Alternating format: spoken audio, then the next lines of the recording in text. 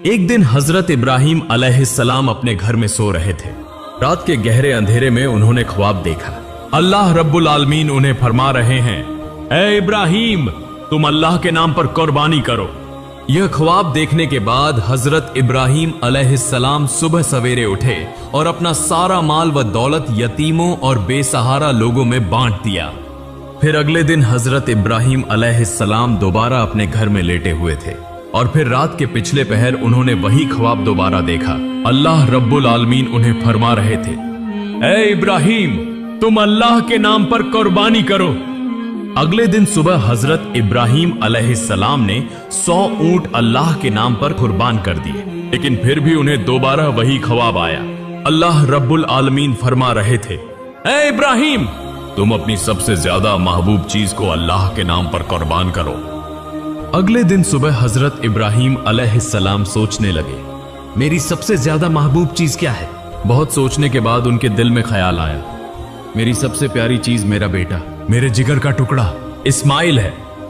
हजरत इब्राहिम अलैहिस्सलाम दिल में कहने लगे, ए अल्लाह रब्बुल आलमीन, क्या आप मेरे प्यारे बेटे इस्माइल की कुर्बानी मांग रहे हैं? शायद यही हकीकत है। अगर अल्लाह रब्बुल आलमीन ने मुझे इस्माइल को कुर्बान करने का हुक्म दिया है तो मैं वही करूंगा। मैं अपने जिगर के टुकड़े इस्माइल को अल्लाह की राह में कुर्बान कर दूंगा। उसके बाद वह घर के अंदर गए। हजरत इस्माइल अलैहिस्सलाम को बुलाकर कहा, ए मेरे जिगर के टुकड़े इस्माइल, मैं एक जगह दावत खाने जा रहा हूं, तुम भी मेरे साथ चलो। बाप की बात सुनकर हजरत इस्माइल अलैहिस्सलाम बहुत खुश हुए। जल्दी से अपनी वालिदा के पास दौड़े और खुशी भरे लहजे में बोले, अम्मी जान, अब्बू जान ने कहा है कि वह मुझे अपने साथ एक दावत में ले जाएंगे। अम्मी जान, आप मेहरबानी फरमाकर मुझे गौसल करा दें और मेरे नए कपड़े पहना दें। आज मैं अब्बू जान के साथ दावत में जाऊंगा। अम्मी जान, मुझे बहुत खुशी हो रही है। बीबी हाजिरा कुछ देर खामोश रही। फिर उन्होंने हजरत इब्राहिम अलैहिस्सलाम के पास आकर पूछा, इस्माइल कह रहा है कि आप उसे दावत खिलाने के लिए ले जा रहे हैं, क्या यह सच है? हजरत इब्राहिम अलैहिस्सलाम ने फरमाया, हाँ यह सच है। हाजिरा, तुम उसे अच्छी तरह गौस्ल करा के नए कपड़े पहनाकर खूबसूरती से सजा दो। तब बीबी हाजिरा बेटे को सजाने के लिए वहां से चली गई। हजरत इब्राहिम अलैहिस्सलाम दिल में कहने लगे, यह तो सच नहीं कहा मैंने, लेकिन सच कहूं तो कैसे? बेटे को कुर्बानी देने की बात कैसे कही जा सकती है? अगर वह यह बात सुन ले तो डर के मारे भाग जाएगा। और हाजिरा को कैसे बताऊं? वह एक औरत है, उसका बस एक ही बेटा है, उसके दिल का खजाना, जिगर का टुकड़ा, आंखों का तारा। यह बात सुनकर तो वह होश खो बैठेगी। उन सब बातों को सोचते हुए हजरत इब्राहिम अलैहिस्सलाम ने सच को छिपा लिया। तब भी हजरत इब्राहिम अलैहिस्सलाम की आंखों में आंसू भरे हुए थे। कुछ देर बाद बीबी हाजिरा ने हजरत इस्माइल को नहला धुलाकर नया लिबास पहनाकर हजरत इब्राहिम अलैहिस्सलाम के पास लाकर कहा, ए मेरे प्यारे शौहर, इस उम्र तक मैंने इस्माइल को कभी आंखों से ओझल नहीं होने दिया, कभी किसी के साथ कहीं भेजने नहीं दिया। आज पहली बार आपके साथ भेज रही हूं। आप उसे अपनी आंखों के सामने रखें। जब तक वह वापस ना आ जाए मेरा दिल बेचैन और बेकरार रहेगा। फिर हजरत इब्राहिम अलैहिस्सलाम ने 2 रकात नमाज अदा की और अल्लाह पाक के हुजूर दुआ करने के बाद एक तेज धार छुरी और रस्सी लेकर अपने कपड़ों के नीचे छिपा ली। इसके बाद हजरत इब्राहिम अलैहिस्सलाम अपने बेटे इस्माइल को लेकर रवाना हो गए। वह चलते चलते दूर मिना के पहाड़ की तरफ जाने लगे। हजरत इब्राहिम अलैहिस्सलाम आगे और हजरत इस्माइल अलैहिस्सलाम उनके पीछे पीछे चलने लगे। यह देखकर शैतान इब्लीस हसद की आग में जलने लगा और उन्हें धोखा देने और हजरत इब्राहिम अलैहिस्सलाम को नाकाम करने की कोशिश में बेचैन हो गया। जब हजरत इब्राहिम अलैहिस्सलाम ने अल्लाह रब्बुल आलमीन के हुक्म की तामील करते हुए अपने इकलौते बेटे को कुर्बानी करने का पुख्ता इरादा किया तो यह बात इब्लीस से बर्दाश्त न हुई। वह कहने लगा, जिस सबब से मैं इब्लीस मलून हुआ, अल्लाह की नाफरमानी के 22 जन्नत से निकाला गया और हमेशा के लिए जहन्नुमी हो गया। लेकिन यह इंसानों की औलाद में से एक इब्राहिम अल्लाह का हुक्म मानकर उसका महबूब बंदा बन जाए, यह मैं कैसे बर्दाश्त कर सकता हूं? यह तो किसी सूरत होने नहीं दूंगा। इब्राहिम को किसी भी तरीके से धोखा दूंगा और उसे इस हुक्म से रोकूंगा। चुनांचे इब्लीस फौरन एक इंसान की शक्ल इख्तियार करके बीबी हाजिरा के पास आया और कहने लगा, ए हाजिरा, क्या तुम्हें मालूम है कि तुम्हारे शौहर इब्राहिम तुम्हारे बेटे इस्माइल को कहां ले जा रहे हैं? क्या तुम्हें उनकी कोई खबर है? बीबी हाजिरा ने कहा, वह तो उसे दावत खिलाने ले जा रहे हैं। तब इब्लीस बोला, इंसान तो बुरा कुछ कहता नहीं और औरत जात बिल्कुल सादा दिल होती है, उन्हें धोखा देना बहुत आसान है। बीबी हाजिरा बोली, तुम कहना क्या चाहते हो? मैं कुछ नहीं समझ रही। इब्लीस ने कहा, तुम्हारे शौहर इब्राहिम ने तुमसे झूठ बोला है, वह तुम्हारे बेटे को जबह करने ले जा रहे हैं। तब बीबी हाजिरा इब्लीस की बात पर नाराज होकर बोली, क्या तुम मुझे धोखा देने आए हो?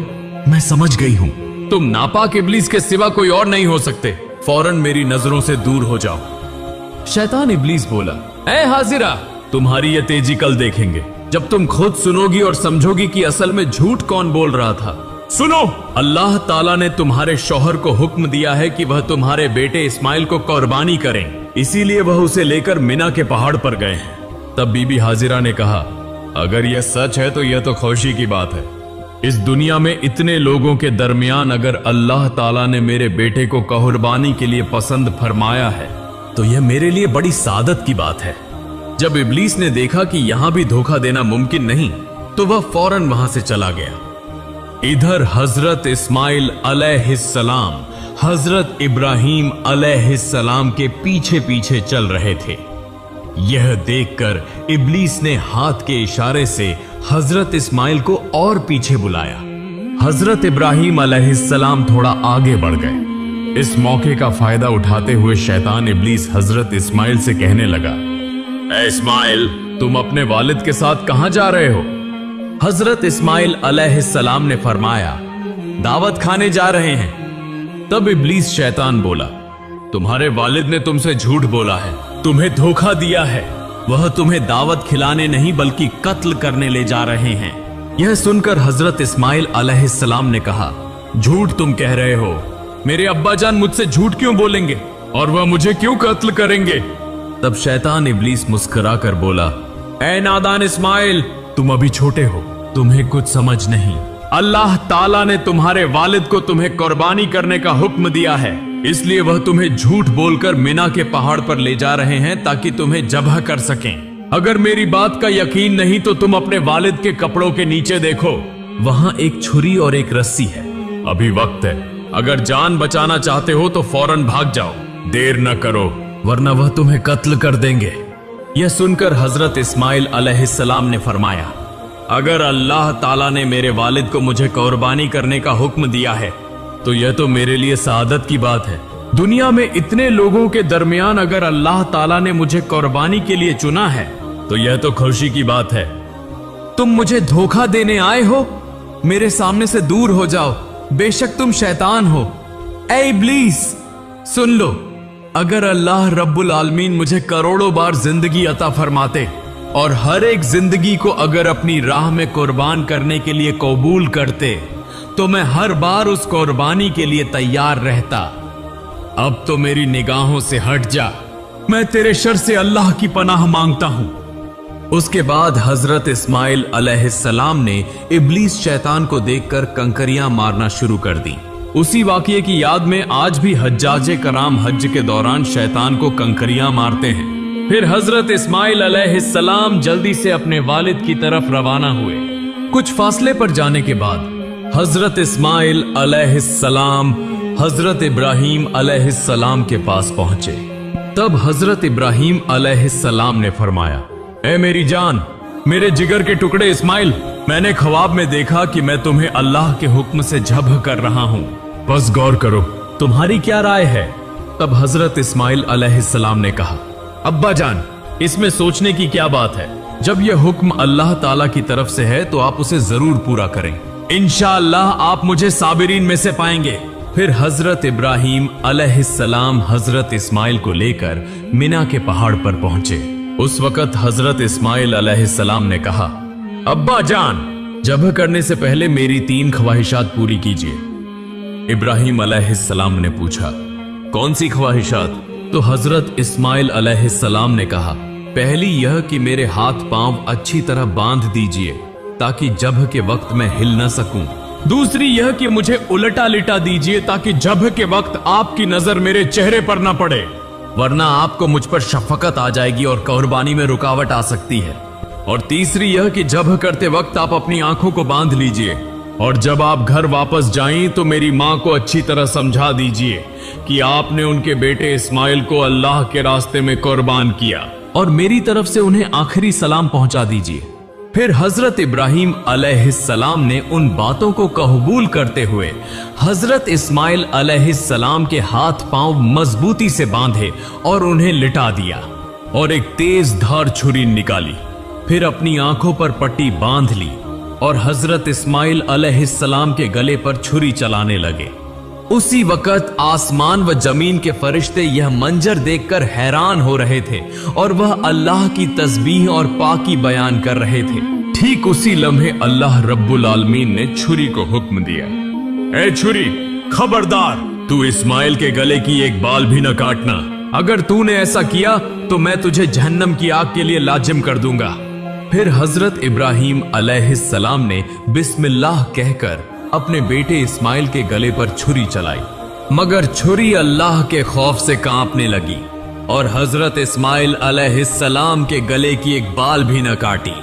फिर हजरत इब्राहिम अलैहिस्सलाम ने दोबारा कोशिश की, मगर जितना भी जोर लगाया हजरत इस्माइल अलैहिस्सलाम के गले पर छुरी एक जर्रा भी न चल सकी। तब हजरत इस्माइल अलैहिस्सलाम ने कहा, अब्बा जान, मेरा ख्याल है कि आप मोहब्बत व शफकत की वजह से छुरी नहीं चला पा रहे हैं। इस पर आपको अल्लाह के हुजूर जवाब देना होगा। अब दोबारा कोशिश कीजिए। तब हजरत इब्राहिम अलैहिस्सलाम ने पूरे जिस्म की ताकत लगाकर हजरत इस्माइल अलैहिस्सलाम के गले पर छुरी चलाई, मगर छुरी ने एक बाल बराबर भी नहीं काटा। तब हजरत इब्राहिम अलैहिस्सलाम ने गुस्से में आकर हाथ की छुरी को एक पत्थर पर जोर से फेंक दिया। फिर देखा कि वह छुरी जिस पत्थर पर गिरी उसके वार से वह पत्थर दो टुकड़े हो गया। ठीक उसी वक्त अल्लाह रब्बुल आलमीन ने हजरत जिब्राइल अलैहिस्सलाम को हुक्म दिया, ए जिब्राइल, तुम जन्नत से एक दुम्बा ले जाओ और इस्माइल को हटाकर उसकी जगह जन्नती दुम्बा रख दो। हजरत जिब्राइल अलैहिस्सलाम पलक झपकते ही जन्नत से एक दुम्बा लेकर आ गए। तब हजरत इब्राहिम अलैहिस्सलाम ने आंखों की पट्टी खोली और देखा कि हजरत जिब्राइल अलैहिस्सलाम एक लंबा दुम्बा लिए उनके सामने खड़े हैं। यह मंजर देखकर हजरत इब्राहिम अलैहिस्सलाम निहायत गमगीन अंदाज में और रोते हुए आवाज में अल्लाह ताला से दुआ करने लगे, ऐ मेरे रब, क्या मैंने ऐसा कौन सा गुनाह किया है जिसकी वजह से मैं तेरा हुक्म पूरा न कर सका? ए अल्लाह, तू मेरे इस गुनाह को माफ फरमा दे। यह सुनकर हजरत जिब्राइल अलैहिस्सलाम ने फरमाया, ऐ अल्लाह के नबी इब्राहिम अलैहिस्सलाम, अल्लाह ताला आपसे नाराज नहीं हुआ बल्कि आपसे राजी हुआ है। आपने अल्लाह का हुक्म बजा लाया है। आपने अल्लाह को राजी करने के लिए अपने बेटे को भी कुर्बान करने का इरादा कर लिया, और आपके बेटे ने भी जिस तरह अल्लाह का हुक्म तस्लीम किया और अपनी जान कुर्बान करने के लिए तैयार हो गया, उस पर अल्लाह ताला आप दोनों से राजी हो गया। अल्लाह ताला ने आप दोनों को आजमाया और आप दोनों उस आजमाइश में कामयाब हुए और कामयाबी हासिल की। अब शुक्राने के तौर पर आप इस दुम्बे को अल्लाह के लिए कुर्बान कीजिए। फिर हजरत इब्राहिम अलैहिस्सलाम ने उस दुम्बे को अल्लाह के नाम पर ज़ब्ह किया। कुछ रिवायतों में आया है कि हजरत इब्राहिम अलैहिस्सलाम ने जिस दुम्बे को ज़ब्ह किया था वह सफेद रंग का था और उसका पेशानी का हिस्सा काला था। दूसरी बज रिवायतों में आया है कि हजरत आदम अलैहिस्सलाम के बेटे हाबिल ने उसी दुम्बे को कुर्बानी के तौर पर पेश किया था। फिर तकरीबन 2000 साल तक अल्लाह ताला ने उस दुम्बे को जन्नत में महफूज रखा। फिर हजरत इब्राहिम अलैहिस्सलाम के बेटे की कुर्बानी के लिए हजरत जिब्राइल अलैहिस्सलाम के जरिए जमीन पर भेजा। आज हम जानवर की कुर्बानी करते हैं, मगर असल कुर्बानी तो हमारे अंदर के गुरूर, लालच, हसद, नाफरमानी, इन सब को छोड़ देना है। अल्लाह हमें दिखाना चाहते हैं। तुम क्या छोड़ सकते हो? तुम किसे ज्यादा चाहते हो, मुझे या दुनिया को? हजरत इब्राहिम और हजरत इस्माइल का यह वाकया कयामत तक इंसानों के दिलों में जिंदा रहेगा, उस पैगाम के साथ कि जो शख्स अल्लाह के रास्ते में सब कुछ छोड़ सकता है वही अल्लाह का सबसे प्यारा बंदा है। अल्लाह रब्बुल आलमीन हम सबको अपने अंदर के गरूर, हसद और जितने भी बुरे अमल हैं उन्हें कुर्बान करने की तौफीक अता फरमाए। आमीन।